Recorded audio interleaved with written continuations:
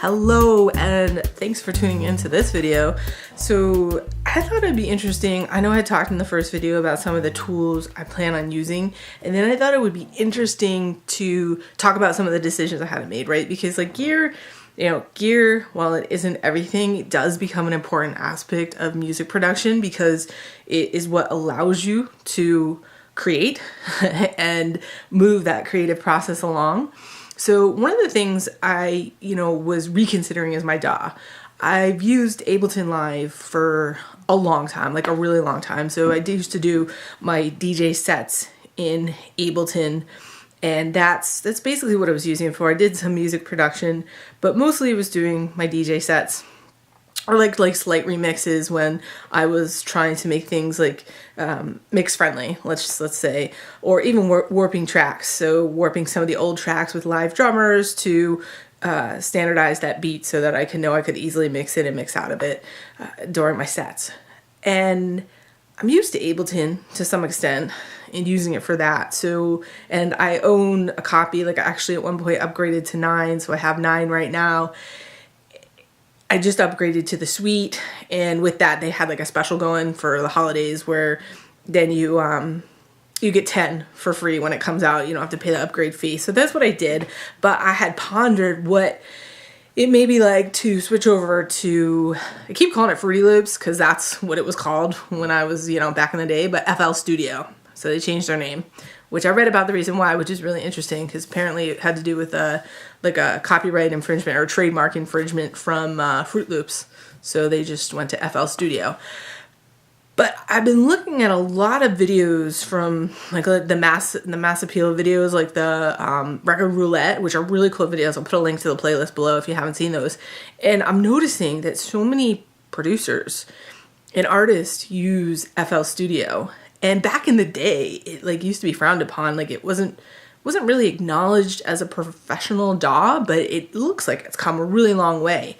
And what attracted me to it in terms of like researching it was it looked just really user friendly in terms of the sequencer that they have in there for like the drums and stuff. Like you see the sequencer, it looked user friendly, and I think that was the whole idea about Fruity Loops. It was sort of built around the interface being very friendly to use, to learn how to make music and produce, and so it's kept that as it's morphed into, what is it, on 12 now? It's on, I don't know, FL 12? I'm not sure. But yeah, so, but the thing is like, I thought about what it may be like to learn how to use another DAW that is like a little bit different than what I'm used to, and it just wasn't worth it. And I also had made the investment already. Like I said, I already own a version of Live. I've upgraded Live numerous times through the years, and it just so happened like 2 or 3 years ago I'd upgraded to 9. So it just made sense for me to stick with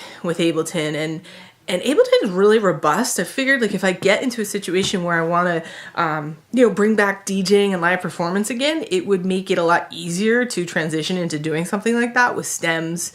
Overall, it's a good decision for me to stick with Ableton. I'm curious to see like if anybody's looking at this video and wondering the same thing. Should you do FL Studio or should you do Ableton?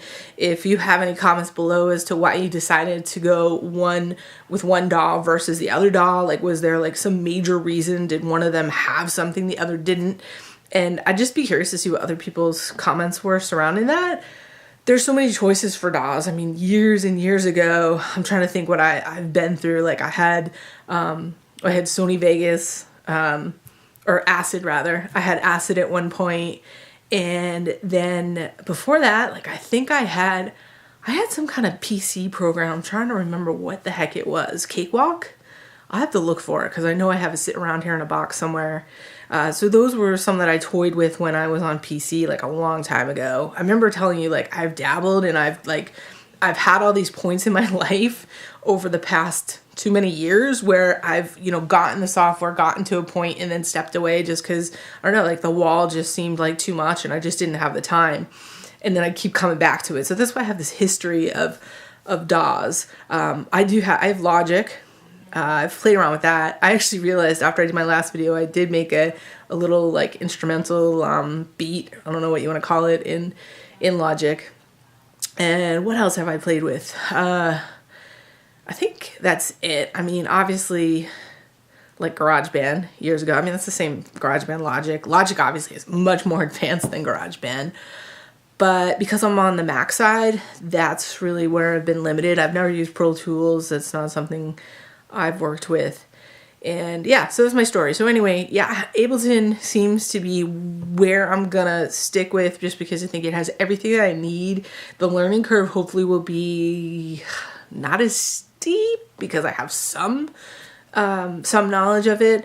And it's robust. It's robust. And I think some of the people that just like try to touch it and then back away from it, it's probably intimidating, just because it is really robust, and you can use it for, you know, in arrangement view, you know, making music, creating music, but then you can also use like the live performance. Like you can use that to help you be creative and spur ideas over an arrangement view. It's pretty crazy how Ableton works. So I'm looking forward to digging into that more and doing some tutorials as I learn how to do things, you know, tutorials that may help you if you're new to Ableton. This is definitely, like, my videos as I'm learning here are geared to people who are in the same place as me, or, you know, a little behind, or maybe a little advanced. I was thinking the other day, like, what are the things that I really have on my side when it comes to this road I want to travel down and learning how to produce. And it really, it's knowing music. I mean, I was a DJ for 15 years. I was in dance clubs. I was on the radio. I really have a good ear for music, and now it's figuring out, okay, how do I use all of these tools to take, you know, those ideas and create with those tools. You know, music theory, I'm not so strong in, although I played guitar for years and years and years. So yeah, I understand the basic underlying principles of music, but I would not call myself, you know, maybe I'd call myself intermediate, maybe not. I think I'm actually more of a beginner.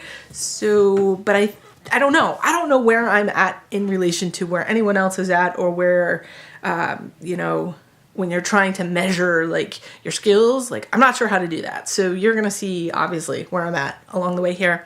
But yeah, that's a wrap. Join me for my next video. I'm going to try to go through some of the VSTs that I've gotten and just my general first overall experience with them, just playing around with them, listening to some of the sounds, like Serato sampler, I got that, I was playing around with that. So I'm going to do some videos and bring you into that so you can experience it with me. Thank you for watching. Hit that subscribe button.